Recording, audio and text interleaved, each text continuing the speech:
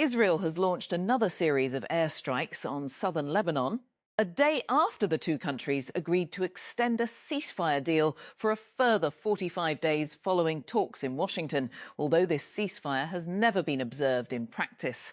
Lebanon's state-run national news agency reported strikes on at least 5 villages in the south on Saturday, while the Israeli army issued new forced displacement orders for 9 villages in southern Lebanon near Sidon and Nabati, including Kakayet al-Snoba, Kauthariet al-Sayad, al-Marwaniya, al-Ghassaniya and more.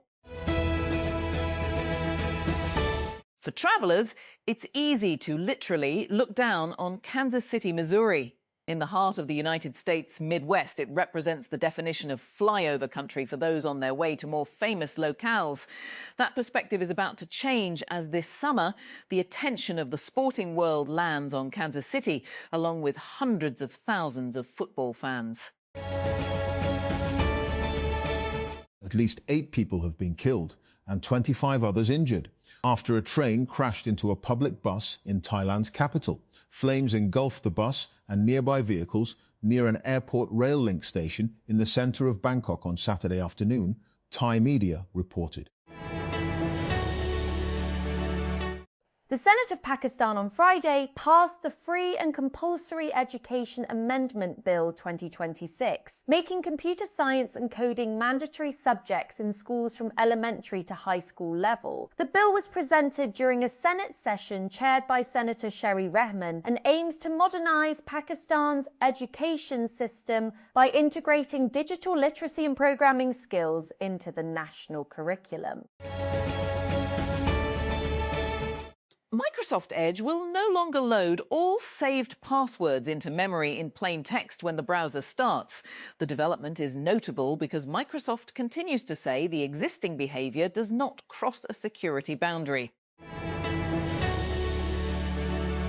Bilawal Bhutto Zardari on Friday inaugurated 11 public welfare and healthcare projects in Balochistan, including the province's first air ambulance service and a modern trauma centre in Quetta. The projects launched by the Balochistan government aim to improve emergency care and expand healthcare access across the province. The Sindh government has started the recruitment process for 3 special grade positions for Chief Minister Murad Ali Shah's helicopter, including 2 pilots and 1 assistant deputy chief engineer. According to the details, applications have been invited from candidates with the required qualifications and experience, who have been asked to apply within 15 days. A looming 18-day strike at South Korean chip giant Samsung that has triggered worries within the government, rattled foreign investors and threatened global supply chains rests on one crucial question: who should share in the spoils of the AI boom? More than 45,000 workers are threatening to stage the largest strike in the conglomerate's history from May 21, reducing production of memory chips that are crucial components in AI data centres, smartphones and laptops, as Samsung and its unions struggle to find a compromise over bonus payouts. As United States President Donald Trump showered at praise on his Chinese counterpart Xi Jinping on Friday, the CEOs of several US aviation, commodities, technology and finance conglomerates look to advance their business interests by meeting the heads of powerful Chinese regulators and ministries. These include GE Aerospace, Boeing, Qualcomm, Cargill, Visa, Goldman Sachs and Citigroup, who held talks with the leading officials of Chinese government agencies such as the Commerce Ministry, State Planner, Securities Regulator and Central Bank, according to official government statements and state-backed media reports published on Friday and Saturday. Soaring diesel prices since the onset of the Iran war are draining already tight US school district budgets, making it more expensive to bus students and run generators, and shock officials say they will not be able to afford for long. School districts from Yakima, Washington to Waco, Texas are tapping emergency funding reserves to keep buses running on. In remote Alaska, officials are scrambling to secure enough fuel to keep the lights on, according to Reuters interviews. Jabalia, Gaza. Inside his partially destroyed home in the Jabalia refugee camp in northern Gaza, 85-year-old Abdelmadi al-Wahidi sits beside a small fire brewing coffee, staring at what remains of a life, now surrounded by rubble. Next to him sits his wife Aziza, also in her 80s, whom he married 6 decades ago. Despite years of trying, the couple was never able to have children. An armed Israeli settler blindfolded and detained a Palestinian man near the village of Beit Iksa in the occupied West Bank, dragging him onto a road as Israeli forces stood nearby. The Palestinian farmer was reportedly trying to reach his land before he was captured. Google has announced a major Android Auto update that changes how the platform looks and works on vehicle screens. The update brings a redesigned interface, better screen support, new widgets, immersive navigation in Google Maps, YouTube video playback, Dolby Atmos support. The changes put Android Auto in closer competition with Apple CarPlay as automakers continue to rely more heavily on software inside modern vehicles, software inside models. Google is rolling out a new Quick Share feature that lets Android users send files to iPhones, iPads, and Macs through a QR code. The feature gives Android users another way to share files with Apple devices if their phone does not yet support Quick Share's AirDrop compatibility. Google's support page says users can send content to an iPhone, iPad, or macOS device with a QR code, with both devices needing internet access for the transfer. Federal Interior Minister Mohsin Naqvi on Friday said the government was eager to see the early launch of direct flights between Pakistan and the United States. The remarks came during a meeting with US Deputy Assistant Secretary of State for South and Central Asian Affairs Paul Kapoor and US Chargé d'Affaires Natalie Baker, according to an official statement. The Pakistan Sports Board, PSB, has launched immediate administrative reforms aimed at improving sports governance and facilitating athletes and national sports federations across the country. On his first day after assuming additional charge as Director General of the PSB, Secretary of the Inter-Provincial Coordination, IFC, Division Mohyuddin Ahmad Wani, directed officials to simplify and shorten the affiliation pro forma for national sports federations. There are two kinds of real estate. The first is built to be sold.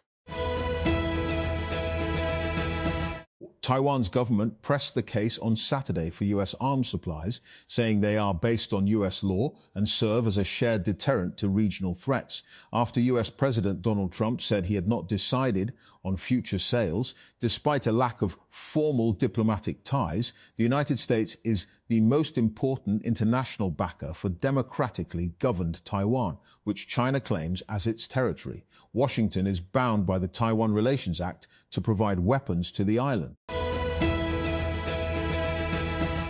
A lot of jobs need you to study something or the other before trying your hand at the trade. Doctors need to study medicine, engineers need to study engineering, so it's natural to assume actors and singers would study something at least adjacent to their work. While that's true in some cases, Pakistani celebrities know it isn't a rule, so many of them have some really interesting backup careers. So, without further ado, here are some Pakistani stars and what they'd be doing if they weren't in show's business. Jesus Armas sips coffee with his partner in a sidewalk cafe. Maria Perez takes part in a public protest. Melva Vasquez holds up enlarged photos of her son and her daughter outside a prison where political opponents are held. These seemingly ordinary actions were all but unthinkable just a few months ago under the rule of Nicolás Maduro in Venezuela. When Raúl Castro, the brother of the late Fidel Castro, resigned in 2021 as first secretary of the Communist Party of Cuba, the highest position of power on the island, it marked the end and was passed to Miguel Díaz-Canel. But for many Cubans, Raúl has continued to exercise a clun's-high, what they consider a kind of power in the shadows, as they claim his presence and influence in the country's politics remain ever present. Russia's President Vladimir Putin will pay an official visit to China from May 19 to 20. The Kremlin has announced Putin and his Chinese counterpart, President Xi Jinping, plan to further strengthen the comprehensive partnership and strategic cooperation between Moscow and Beijing, the Kremlin said in a statement. Vivo and Honor are reportedly working on wider foldable phones, which could bring more competition to Samsung's rumoured Galaxy Z Fold 8 Wide. The latest claims come from tipsters on the Chinese social media platform Weibo. Smart Pikachu reportedly claimed that Vivo is working on a wide foldable phone, possibly linked to the Vivo X Fold 6, with a focus on users who prefer larger foldable designs. Construction work has started on 3 new underpasses along Peshawar Road at an estimated cost of Rs 8.359 billion following the completion of the Kachari Chowk infrastructure project in Rawalpindi. According to officials, the new underpasses will be built at Kasim Market Chowk, Kabristan Chowk and Charing Cross Chowk. Sources said the Kasim Market underpass is estimated to cost 3.091 billion, while the Kabristan Chowk and Charing Cross Chowk underpasses are expected to cost 2.679 billion and Rs 2.588 billion respectively. The National Disaster Management Authority, NDMA, and the National Emergencies Operations Centre, NEOC, on Friday issued a nationwide weather alert warning of thunderstorms, heavy rainfall and hailstorms. They also cautioned in several parts of Pakistan during the next 12 to 24 hours. Lamnistrations about close lake outburst motions about possible flash floods, landslides and glow to rising temperatures and accelerated glacier melting. Russian President Vladimir Putin will travel to China on May 19 for a 2-day visit. Hot on the heels of United States President Donald Trump's trip to Beijing, the Kremlin said on Saturday. During the trip, the Russian leader will discuss with his Chinese counterpart Xi Jinping how to further strengthen the comprehensive partnership and strategic cooperation between Moscow and Beijing, according to a Kremlin statement.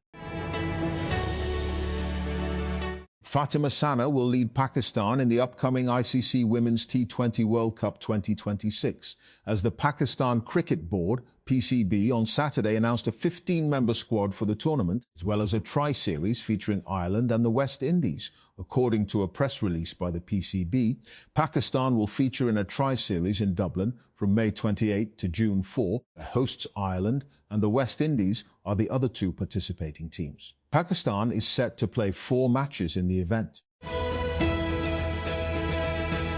US President Donald Trump says that American and Nigerian forces have killed the second-in-command of ISIS globally in a military operation in Africa. Writing on Truth Social, Trump said the joint mission was flawlessly executed to eliminate the most active terrorist in the world, Abu Bilal al-Minuki. The Swiss Federal Intelligence Service has said it will finally open long-sealed files on the notorious Nazi war criminal Josef Mengele, but without saying when Mengele fled Europe after World War II. But for years there have been rumours that he spent time in Switzerland, even though an international warrant was out for his arrest. US President Donald Trump's visit to China this week may have been short on immediate deals addressing frictions over tech and trade. But there's little question that Chinese leader Xi Jinping will be viewing it as a resounding success. Beijing didn't need big tangible outcomes to achieve major wins, like projecting China as an equal to the US on the global stage, and directing the tone of the relationship, including around Taiwan.